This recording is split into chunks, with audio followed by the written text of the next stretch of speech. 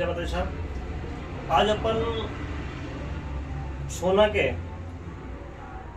लाभ और फायदे के बारे में बात करेंगे। सोना अपन जब खरीदते हैं, अभी की जो वर्तमान रेट चल रही है उसके हिसाब से मैं आपको कैलकुलेशन बता रहा हूँ। 1,46,000 रुपये प्रति 10 ग्राम के हिसाब से अभी सोने की रेट जो चल रही है, उस हिसाब से अगर अपन अभी 10 ग्राम सोना खरीदते हैं और उसका कोई भी आभूषण बनवाते हैं तो वो लगभग अपने को 1,65,000 रुपये पड़ता है। वो कैसे? 1,46,000 का 10 ग्राम सोना मिलेगा अपने को और उसमें 12% मेकिंग चार्ज जो ज्वेलरी बनाता है वो लेता है, तो 1,58,000 हो गए और लगभग 7,000 रुपये के उसमें हीरे जवाहरात मोती वगैरह जो भी लगते हैं उनका चार्ज होता है। कहने का मतलब ये हो, आपको 10 ग्राम सोना 1,65,000 रुपये का मिला और किसी कारणवश आपको पैसों की जरूरत पड़ी और वही 10 ग्राम सोना एज इट इज आपने शादी फंक्शन में 2 बार 3 बार 4 बार 5 बार यूज करा और वापस बेचना है, या फिर आज आपने बनवाया और 10 दिन शादी संपन्न होकर आपको 10 दिन बाद ही वापस रिटर्न करना है, तो आपको कितने पैसे मिलेंगे? बढ़ती हुई रेट आपको दिख रही है कि बार बार सोने की रेट इतनी बढ़ गई है, इतनी बढ़ गई है, लेकिन हकीकत में सोना बढ़ कहाँ रहा है और अपने को क्या फायदा हो रहा है, क्या नुकसान हो रहा है? अगर 10 दिन बाद भी अपन उसी सेम आइटम को रिटर्न बेचने के लिए जाते हैं तो अपने को कितना पैसा मिलेगा? सबसे पहली बात, जो मेकिंग चार्ज है वो जीरो हो जाता है।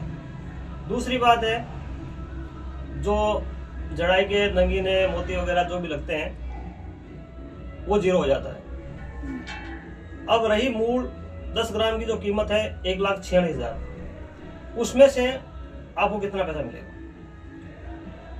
तो उसमें से सीधा सीधा 3% जीएसटी कटता है, तो मोटा मोटी 4,500 रुपये जीएसटी कट जाते हैं।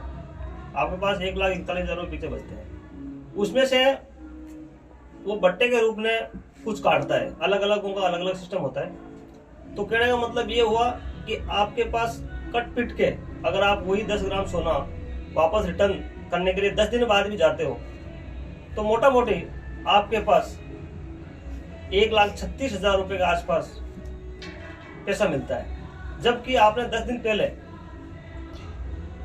कितना पैसा दिया था? 1,65,000 रुपये खर्च करें। इस मामले में 1,36,000 में आपको अमाउंट बता रहा हूँ।